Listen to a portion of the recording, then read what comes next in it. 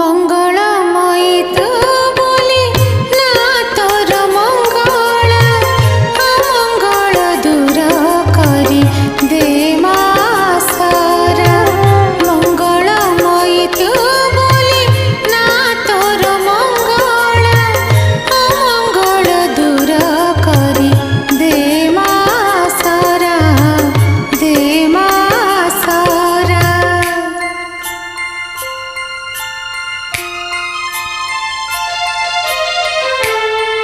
Mm-hmm.